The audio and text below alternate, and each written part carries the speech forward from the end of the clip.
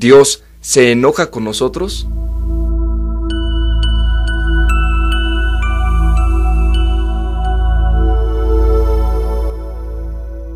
Esta es una pregunta que ha tenido diferentes respuestas. La mayoría es producto del desconocimiento de las Sagradas Escrituras. Algunas sectas utilizan esta idea para imponer una religión de temor y no de amor. Varios católicos utilizan el argumento para suscitar el arrepentimiento de un pecador, mientras que algunos padres de familia lo usan para corregir las malas acciones de sus hijos. Frases como: Dios te va a castigar por grosero. Diosito está enojado contigo porque no te portas bien. ¿Ya te diste cuenta por qué no tienes trabajo? ¿Por qué no te rinde el dinero? ¿Por qué perdiste a tu ser querido? Etcétera. Circulan por todos lados fomentando un concepto equivocado de Dios que es amor. Pero, en realidad, ¿Dios se enoja con nosotros? En la parábola del hijo pródigo encontramos la respuesta a esta pregunta y argumentos contundentes que corrigen a los que afirman que Dios castiga por las malas acciones. En ella encontramos la inesperada respuesta del padre ante aquel hijo que se portó mal. El texto bíblico expresa: su padre lo vio, se conmovió profundamente, salió corriendo a su encuentro, lo abrazó y lo cubrió de besos. San Lucas capítulo 15, versículos del 11 al 24.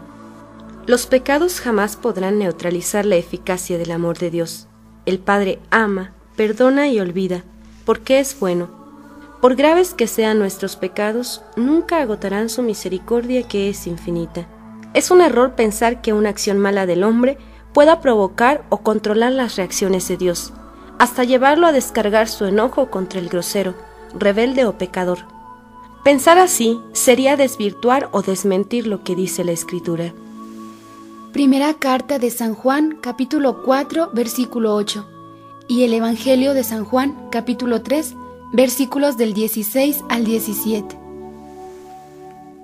El amor eterno que Dios nos tiene nunca será retirado, pase lo que pase.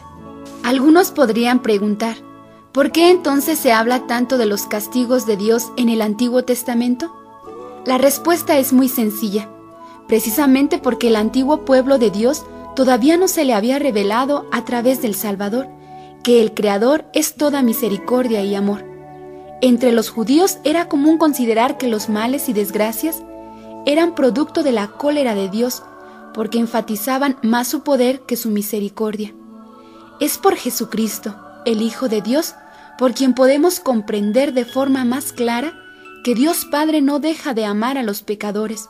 Su proyecto inicial de crearnos por amor y para amar sigue en pie.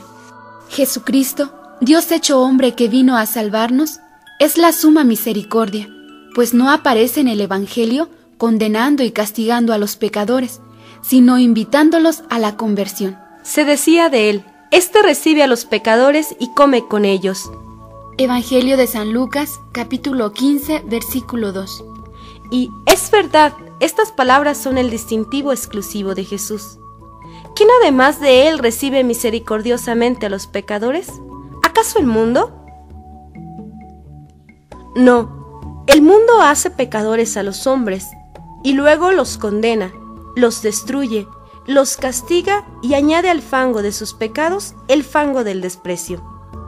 El hecho de que Jesús sea Dios ha de llenar nuestras almas de tranquilidad y paz, pues no nos deja de amar por haber cometido actos que van en contra del plan de amor. Dios nos ama. Si no nos amara desde toda la eternidad, no nos hubiera creado ni nos conservaría la vida. Cuando salimos de la esfera del amor, como le sucedió a Judas, experimentamos un gran vacío y desesperación. Pero ante la experiencia del pecado, nos queda la gran esperanza de saber que nuestro Padre estará siempre dispuesto a tendernos la mano si encuentra un corazón verdaderamente arrepentido por haber faltado. La Iglesia enseña al respecto lo siguiente: no creamos que el pecador es condenado por juicio previo, sino por merecimiento de su propia iniquidad. Los malos no se perdieron porque no pudieron ser buenos, sino porque no quisieron serlo.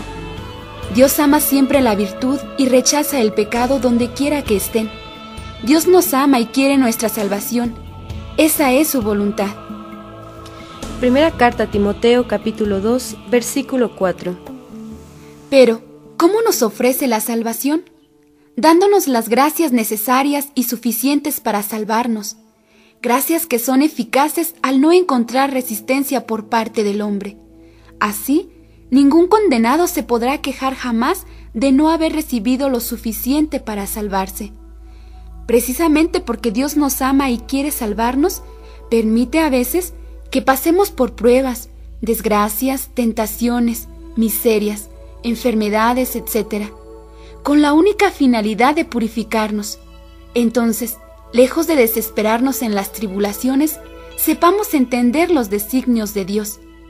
Es importante que comprendamos que toda violación a la ley de Dios nos hace culpables y estamos obligados a expiar nuestras culpas. La balanza de la justicia divina, desequilibrada por el pecado, ha de volver al lugar adecuado. Y como el desequilibrio se comprueba al poner en uno de los platillos el peso de un placer desordenado, es forzoso que la balanza vuelva al equilibrio por el peso de un dolor que es lo contrario al placer. Por ejemplo, el egoísmo volverá a su equilibrio con el aislamiento, el abuso de la salud con la enfermedad, el libertinaje sexual con la negra y profunda tristeza del remordimiento. Lo anterior no es castigo, ni producto de un enojo de Dios. Al contrario, es sano y provechoso para nuestra purificación y salvación.